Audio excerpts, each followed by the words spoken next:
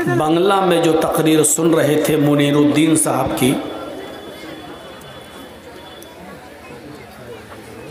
आपने उनको भी सुना है। मेरा कल का प्रोग्राम था हरीशचंद्रपुर और मुनीरुद्दीन का भी प्रोग्राम उसी इलाके में किसी दूसरी जगह था,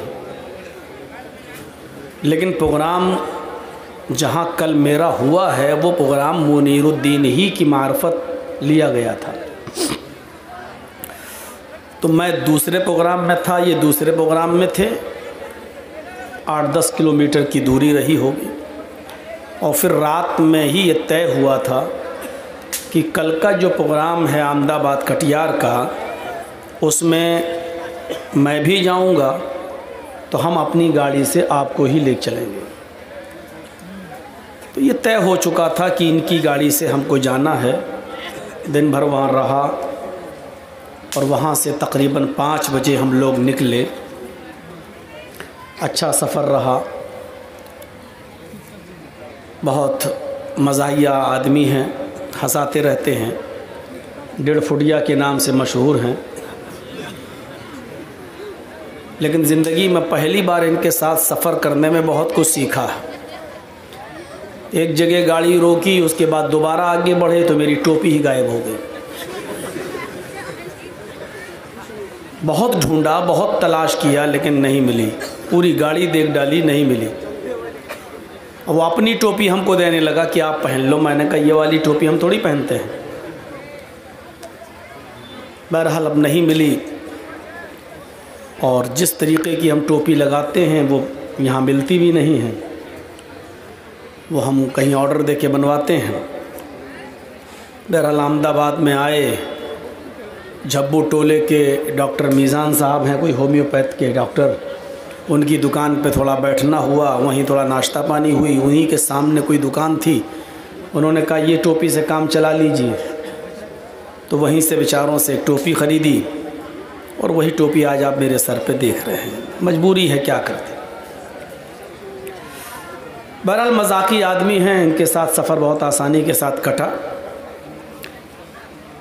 अल्लाह ताला ने गुर्बत से निकाला है, एक यतीम खाना चला रहे हैं, मदरसे की ज़िम्मेदारी है और बेचारे को जो कुछ भी आप लोग देते हैं अपना भी ख़र्चा चलाता है, उसमें यतीमों पर भी खर्च करता है। और जिस माहौल से निकला हुआ है वो आप और हम सब अच्छी तरीके से जानते हैं। माजूर भी है, हाथों से भी, पैरों से भी। हालांकि काम सब कर लेता है, लेकिन माजूर तो है ही। अल्लाह से दुआ कीजिए कि अल्लाह रब्बुल आलमीन उसको मज़ीद तौफ़ीक़ दे और जो काम कर रहा अल्लाह उसको कबूल फ़रमाए। बहुत सी बातें आपने सुन ली हैं। आज मैं एक हसास मौजू, एक ऐसे सुलगते हुए मौजू पर डिस्कस करना चाहता हूँ जिसको हम बहुत ज़रूरी समझते हैं। हमारे मुआशरे के अंदर उसकी बहुत ज़रूरत है। हम चाहे कितनी नमाज़ें पढ़ लें, चाहे कितने रोज़े रख लें, चाहे कितनी इबादतें कर लें, हज कर लें, लेकिन हमारा आपसी ताल्लुक़ एक दूसरे से अगर अच्छा नहीं है तो हमारी इबादत बेकार है। याद रखिएगा, बहुत अहम चीज़ बतला रहा हूँ मैं। अल्लाह के रसूल सल्लल्लाहु अलैहि वसल्लम से एक सहाबी ने सवाल किया है कि हम जहाँ रहते हैं मेरे पड़ोस में 2 औरतें हैं। एक औरत ऐसी है जो बहुत नमाज़ पढ़ती है, बहुत रोज़े रखती है, तहज्जुद भी पढ़ती है, उसकी कभी कोई नमाज क़ज़ा नहीं होती है, रोज़े भी रखती है, बहुत इबादत करती है, लेकिन समाज के लोगों के साथ, पड़ोसियों के साथ, गांव वालों के साथ, मोहल्ले वालों के साथ उसका अखलाक अच्छा नहीं है, तौर तरीक़ा अच्छा नहीं है, रहन सहन अच्छा नहीं है, लोग उससे खुश नहीं रहते हैं। तो अल्लाह के नबी सल्लल्लाहु अलैहि वसल्लम ने फ़ौरन ये नहीं देखा कि वो नमाज कितनी पढ़ती है, रोज़ा कितना रखती है, हज कितना करती है। नबी अकरम की ज़बान से फ़ौरन ये जुमला निकला, हिया फिन्नार, वो जहन्नमी है। कहाँ चली गई नमाज, कहाँ चले गए रोज़े, कहाँ चली गई तहज्जुद? पूछने वाला पूछ रहा है, अरे अल्लाह के नबी बहुत इबादत करती है, बहुत रोज़े रखती है, बहुत नमाजें पढ़ती है, तहज्जुद भी नहीं छोड़ती है, लेकिन इबादत गुजार तो बहुत बड़ी है, लेकिन मोहल्ले के लोग, समाज के लोग उससे खुश नहीं रहते हैं। यानी उसका अखलाक अच्छा नहीं है, उसकी ज़बान अच्छी नहीं है, लोगों से गुफ्तगू वो अच्छी नहीं करती है।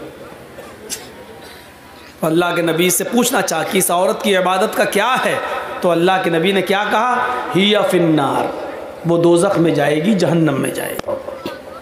कहा अल्लाह के रसूल, एक और औरत रहती है हमारे बगल में, वो नमाज तो कम पढ़ती है, सिर्फ फ़र्ज पढ़ लेती है, नवाफिल का अहतमाम ज़्यादा नहीं करती है, सिर्फ फ़र्ज रोज़े रमज़ान के रख लेती है और बकिया नफली रोज़े नहीं रखती है।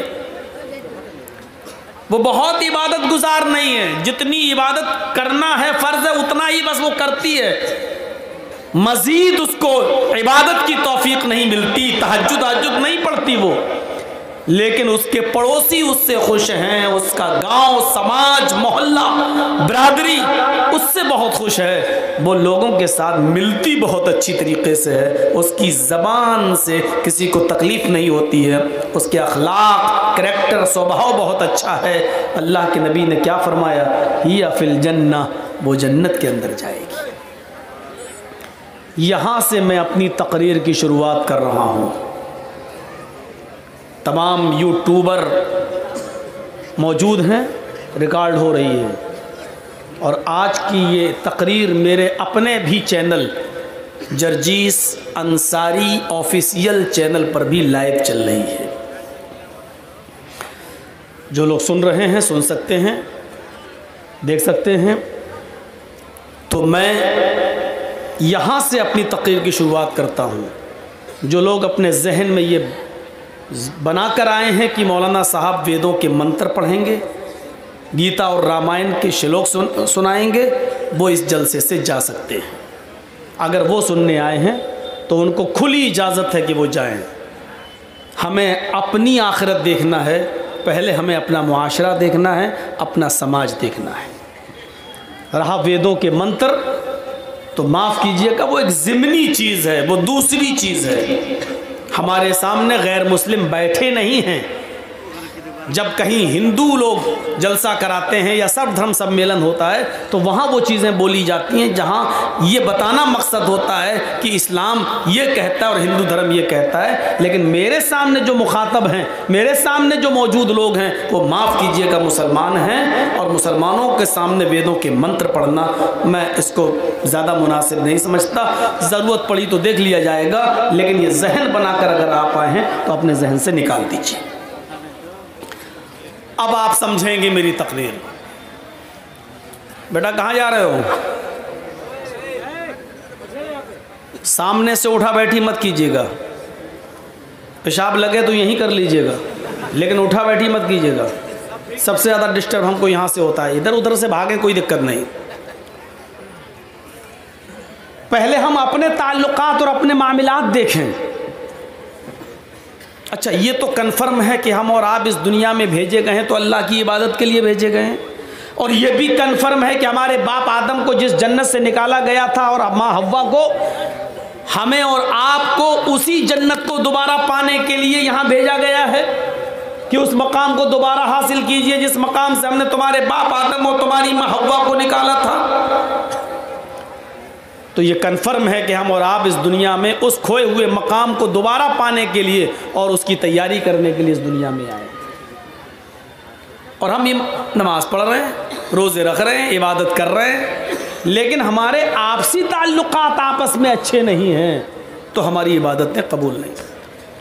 अल्लामा हेस्मी मजमा-उज़ ज़वाइद के अंदर एक रिवायत नकल करते हैं, कहते हैं कि क़यामत का दिन होगा, मैदान महशर सजी हुई होगी, लोगों का हिसाबो किताब हो रहा होगा,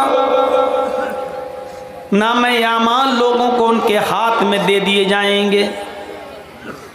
नेक लोगों को उनके राइट हैंड में, सीधे हाथ में, और बदकारों को, बुरे का अमल करने वालों को उनके लेफ्ट हैंड में, यानी उनके उल्टे हाथ में नामे आमाल दे दिए जाएंगे। कुछ लोग खड़े होंगे, अभी उनको नामे आमाल नहीं मिले होंगे, ये तहज्जुद गुजार होंगे, नमाजें इनकी कभी नहीं छूटी होंगी, फजर की नमाज भी इनकी कभी तर्क नहीं हुई होगी, अजान से पहले ये मस्जिद में पहुंचने वाले लोग होंगे, हाजी होंगे, नमाजी होंगे, मौलवी होंगे। अभी इनको इनके हाथ में नामे आमाल नहीं मिला होगा, लेकिन इनको उम्मीद होगी हमने तो बड़ी नमाजें पढ़ी हैं, बड़े रोज़े रखे हैं, बड़ी इबादतें की हैं, फरिश्ता जब मुझे मेरे हाथ में नामे आमाल देगा तो दाहिने हाथ में नामे आमाल देगा। लेकिन फरिश्ता जब उसके हाथ में नामे आमाल देने आएगा तो ये अपना दाहिना हाथ बढ़ाएंगे, फरिश्ता आमाल नामा पीछे कर लेगा और कहेगा कि तुम अपना उल्टा हाथ, अपना बायां हाथ बढ़ाओ। वो कहेंगे फरिश्तों से, क्या कह रहे हो, बायां हाथ? हमने तो नमाजें पढ़ी हैं, हमने तो रोज़े रखे हैं, हमने तो हज किए हैं, हमने तो तहज्जुद पढ़ी हैं, हमें उल्टे हाथ में नामे आमाल क्यों दोगे? फरिश्ता कहेगा मैं ये कुछ नहीं जानता, मेरे रब ने तुम्हें उल्टे हाथ में नामे आमाल देने का हुक्म मुझे दिया है, बढ़ाओ अपना बायां हाथ। ये नमाजी, ये रोज़दार, ये तहज्जुद गुजार, ये हाफिज, ये मौलवी, ये हाजी मजबूर होकर अपना बायां हाथ बढ़ाएगा और उसको उसके उल्टे हाथ में नामे आमाल दे दिया जाएगा। अब ये बाएं हाथ में नामे आमाल पढ़ेगा, खोलेगा, देखेगा ये बुराई, ये बुराई, ये बुराई, ये बुराई, ये बुराई, हर वर्क पन्ना उलटता जाएगा, पेज उलटता जाएगा, उसमें बुराइयां ही बुराइयां लिखी होंगी। उसकी एक भी नमाज का जिक्र नहीं, एक भी रोज़े का जिक्र नहीं, एक भी हज का जिक्र नहीं, एक भी तहज्जुद का जिक्र नहीं। वो ये देखेगा, अपना नामे आमाल उठाकर बंद कर देगा, चीखेगा और चिल्लाएगा आईना हसनाती या रब्बल आलमीन, आय अल्लाह इसमें तो मेरे गुनाह ही गुनाह लिखे हैं, हमारे नामे आमाल में तो बुराइयां ही बुराइयां लिखी हुई हैं। हमने जो नमाजें पढ़ी थी वो कहाँ चली गई, हमने जो रोज़े रखे थे वो कहाँ चले गए, हमने जो हज किया था वो कहाँ चला गया, हमने जो तहज्जुद पढ़ी थी वो कहाँ चला गया, हमने जो सदका और खैरात किया था मस्जिदों में और मदरसों में, जो हमने चंदा दिया था, ये नेकियां कहाँ चली गई। आईना हसनाती या रब्बल आलमीन, आय अल्लाह मेरी नेकियों का क्या हुआ, मेरी नेकियां कहाँ चली गई। आवाज आएगी गैब से, ओ मेरे बंदे तेरी गीबत ने, तेरी चुगली ने, तेरे हसद ने, तेरे कीने ने, एक मुसलमान के खिलाफ तेरे दिल में जो नफरत थी, इस नफरत ने, इस हसद ने, इस गीबत ने, चुगली ने तेरी नेकियों को बर्बाद कर दिया, तेरी नेकियों को खत्म कर दिया। अब तेरे नामे आमाल में नेकियां नाम की कोई चीज नहीं रही। तू अपने मुसलमान भाई से जला करता था, हसद किया करता था, उसको परेशान किया करता था, उसके खिलाफ षड्यंत्र रचा करता था, पीठ के पीछे उसकी गीबत किया करता था। तेरी गीबत ने, चुगली ने, हसद ने, कीने ने, बुग़्ज़ ने, इनाद ने तेरी दुश्मनी को खत्म, तेरी नेकियों को खत्म कर दिया है। अब हमारे पास तेरे नामे आमाल में सिवाय गुनाहों के और कोई चीज नहीं। ये गीबत, ये चुगली, ये हसद, ये कीना, ये बुग़्ज़, ये इनाद, ये दुश्मनी, एक दूसरे से ये नफरत इतनी बुरी चीज है कि ये हमारी नमाजों को ख़त्म कर देती है, हमारे रोज़े को बर्बाद कर देती है, हमारी इबादतों को चौपट कर देती है। हम नमाज पढ़ रहे हैं लेकिन बाहर निकल के आए अपने भाई की गीबत करते हैं, ये नमाज हमारी ख़त्म कर दी जाती है, सवाब से हमें महरूम कर दिया जाता है।